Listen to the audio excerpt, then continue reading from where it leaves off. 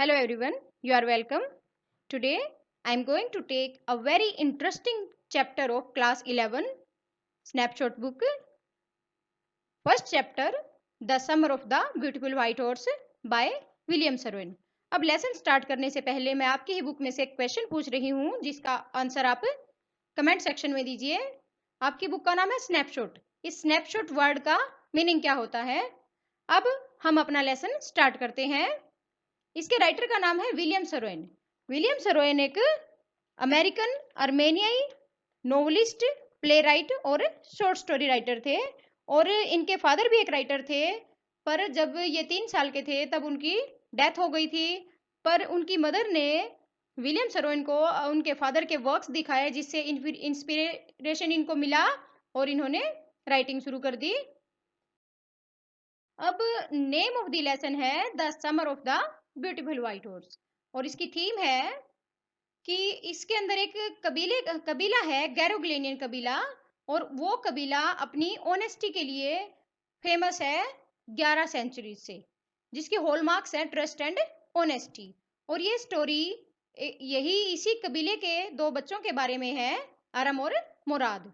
और ये कबीला बहुत ही ज्यादा गरीब है। इनको ये भी नहीं पता होता, बड़े लोगों को, बूढ़े लोगों को भी ये नहीं पता होता कि इनको खाने के लिए कहाँ से मिलता है। यानी कि ये इतने ज्यादा गरीब थे कि इनको 2 वक्त का खाना भी अच्छे से नहीं मिलता था।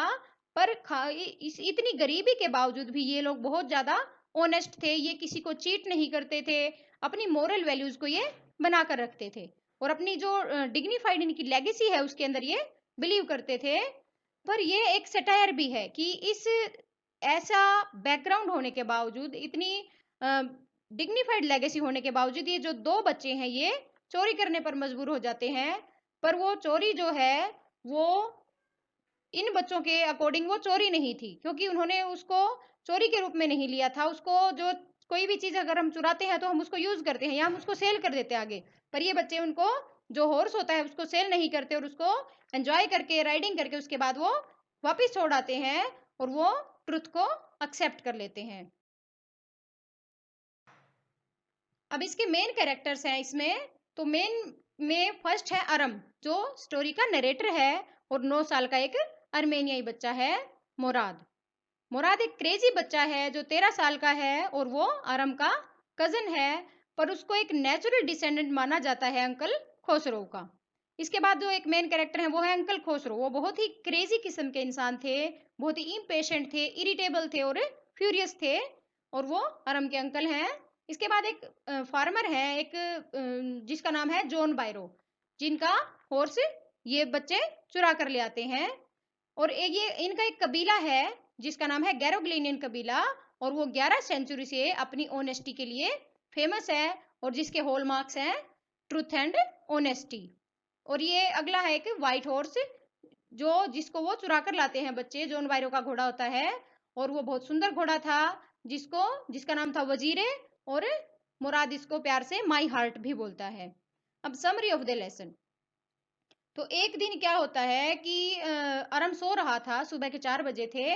तो उसकी खिड़की के ऊपर ठक ठक हुई तो वो देखता है बाहर खिड़की से, तो अरम का जो भाई था मुराद वो एक व्हाइट हॉर्स के ऊपर बैठा था, बहुत ही सुंदर सफेद घोड़े पर बैठा था। तो अरम ने एक बार तो सोचा कि वो सपना देख रहा है, फिर उसने सोचा कि सपना नहीं है, लाइट इतनी इनफ है कि मैं देख सकता हूँ, और रियल में ही वो एक व्हाइट हॉर्स था और मुराद उस घोड़े के ऊपर बैठा था। अब अरम बिल्कुल अपनी आंखों के ऊपर विश्वास भी नहीं कर पाता कि ये हॉर्स और मुराद के पास कैसे हो सकता है, क्योंकि मुराद बहुत ज्यादा गरीब था, उसकी फैमिली भी गरीब थी, उनका कबीला भी इतना गरीब था कि वो एक हॉर्स को खरीद नहीं सकते थे।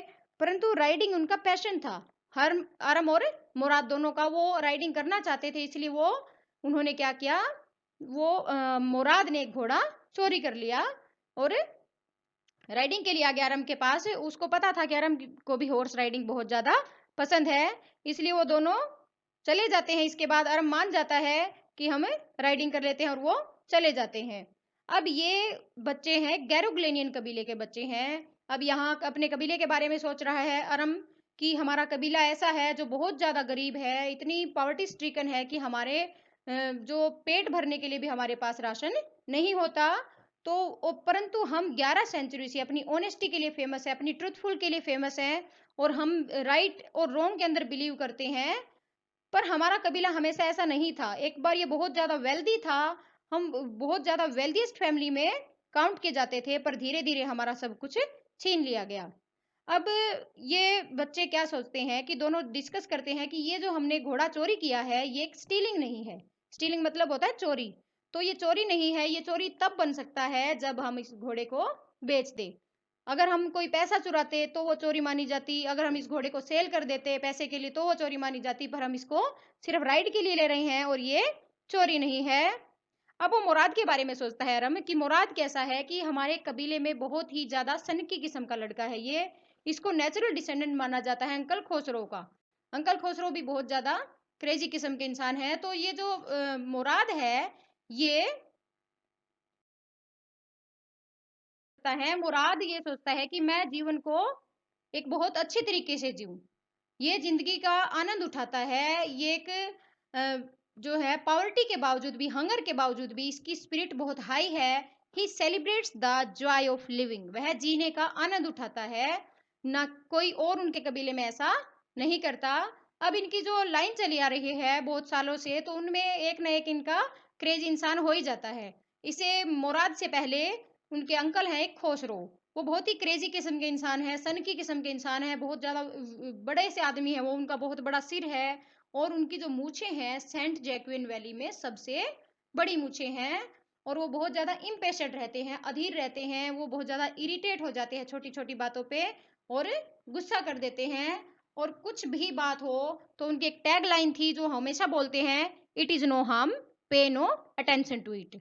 अब ये बात क्या होती है, एक बार एक फनी बात भी हो जाती है कि एक बार वो अपनी मूछें छोटी करवा रहे थे एक बार्बर की शॉप पे, तो क्या हुआ उनके घर में आग लग जाती है, और वो 9 ब्लॉक से भागता हुआ उसका बेटा आता है, उसके बेटे का नाम था अरक।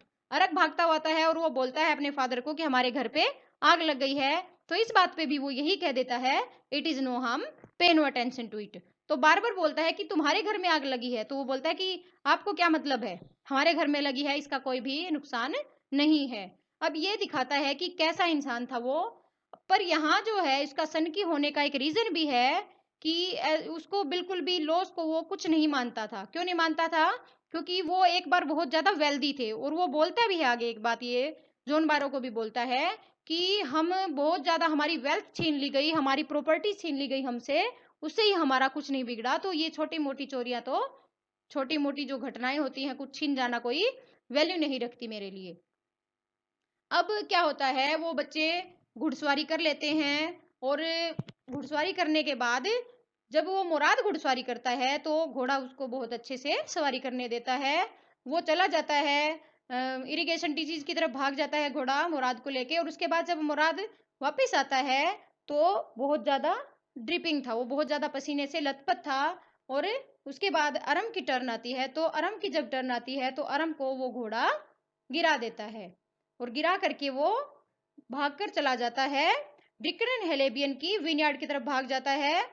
और उसके बाद वो घोड़ा गायब हो जाता है। तो अरम को मुराद बोलता है कि मुझे तुम्हारी चिंता नहीं है, तुम्हें घोड़े ने गिरा दिया तो कोई बात नहीं, मुझे घोड़ा ढूंढना है। अगर हमें किसी ने घोड़े के साथ पकड़ लिया तो हमारी जो मोरल वैल्यूज थी और वो हमारी सारी की सारी खत्म हो जाएंगी।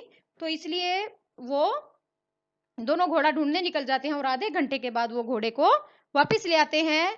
और वापस लाने के बाद मुराद उसको, एक डेजर्टेड विनयार्ड था, एक उजड़ा हुआ अंगूर का बाग था एक फार्मर का, फैतवाजियन का, और उसमें वो बांध आते हैं। पर ये जो डेजर्टेड विनयार्ड था ये कभी बहुत ज्यादा अच्छा होता था, परंतु आज ये उजड़ा हुआ है, वहां कोई भी आता जाता नहीं है, इसलिए वो वहां उस घोड़े को बांध आते हैं। और ड्राई ग्रास थी वहां पे और अल्फाल्फा के पौधे थे, वो उसको डाल आते हैं।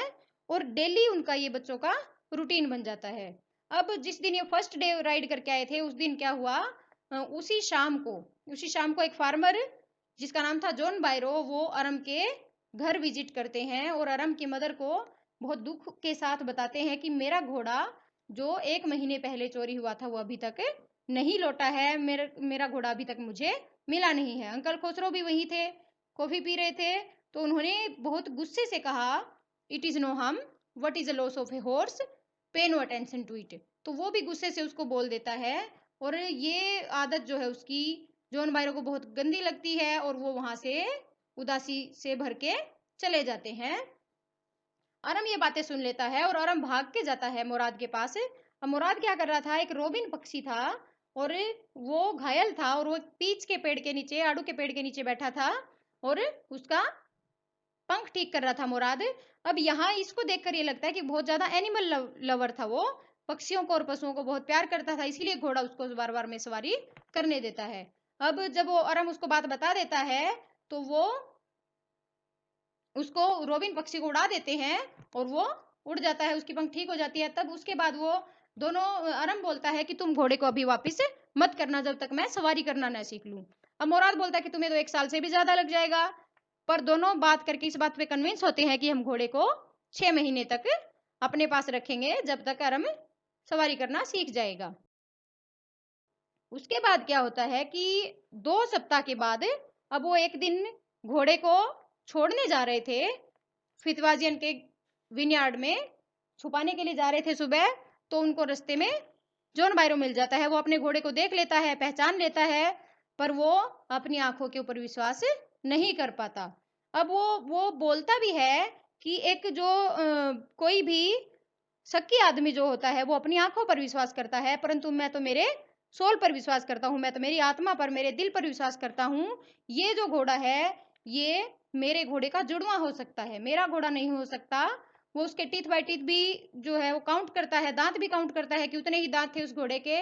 अब वो बोलता है कि तुम गैरोग्लेनियन फैमिली से बिलोंग करते हो, तुम्हारी फैमिली इतनी ज्यादा फेमस है ऑनेस्टी के लिए, तुम चोरी नहीं करते चाहे कुछ भी हो जाए, तो ये मेरे घोड़े का जुड़वा हो सकता है पर मेरा घोड़ा नहीं हो सकता। और वो वहां उदासी से चला जाता है। इसके बाद इन बच्चों को अब ये 2 चीजें हैं यहाँ पे। अब या तो ये बच्चे डर गए और या ये इनको कॉन्शियस इनकी जाग गई, इनकी चेतना जाग गई कि हमारे कबीले का इतना ज्यादा नाम है, इतनी ज्यादा प्रसिद्धि है कि उसने अपने घोड़े को देखने के बावजूद भी अपने घोड़े को नहीं पहचाना और वो चला गया। हम अपने कबीले का नाम नहीं डूबने देंगे और हम अपने जो ट्राइब है उसकी ऑनेस्टी को और उसकी ट्रस्ट, जो ट्रूथफुलनेस है उसको बना रहने देंगे, और इसलिए हम उसको घोड़े को वापिस करने के लिए वो डिसाइड कर लेते हैं। अब यहाँ ये बच्चे डर भी जाते हैं, दोनों चीजें हो सकती हैं। अब इसमें एक इंपॉर्टेंट क्वेश्चन भी बनेगा कि वो बच्चे घोड़े को वापस क्यों छोड़ आए, क्या वो डर गए थे या वो कॉन्शियस हो गए थे, उनकी चेतना जाग गई थी। तो हम दोनों ही चीजें लिख सकते हैं इसमें। अब वो डर किस लिए गए थे, उन्होंने सोचा कि जॉन बायरो मेरी फैमिली को भी जानता है, हमारे घर भी आता है, तो इसलिए हम ऐसी फैमिली है कि हम एक घोड़े को परचेज नहीं कर सकते, और उन्होंने हमारे घर में कभी घोड़ा भी नहीं देखा, इसलिए वो जॉन बायरो जाकर हमारी फैमिली को भी बता सकता है और हम पकड़े जा सकते हैं। तो दोनों बातें हो गई कि बच्चे डर भी गए थे और वो कॉन्शियस स्ट्रिकन भी हो गए थे, इसलिए वो घोड़े को वापस कराते हैं। नेक्स्ट मॉर्निंग जॉन बायरो अरम के घर फिर आता है, बहुत खुश था। अरम की मदर को बताता है कि मेरा घोड़ा जो चोरी हो गया था वो मेरा घोड़ा मिल गया है, और मेरा घोड़ा जिसने भी चुराया था उसने उसको बहुत अच्छे से उसका ध्यान रखा। अब वो बहुत ज्यादा वेल टेम्पर्ड हो गया है, उसकी हेल्थ भी बेटर हो गई है। तो इस प्रकार जो है ये स्टोरी एक बहुत ब्यूटीफुल नोट पर एंड हो जाती है, और यहाँ ये स्टोरी बहुत ही सुंदर थी और ये एग्जामिनेशन पॉइंट से भी बहुत इंपॉर्टेंट है ये लेसन। Thanks for watching. और अगर आपको वीडियो पसंद आई तो लाइक कीजिए, शेयर कीजिए, सब्सक्राइब कीजिए और कमेंट कीजिए। Thank you very much.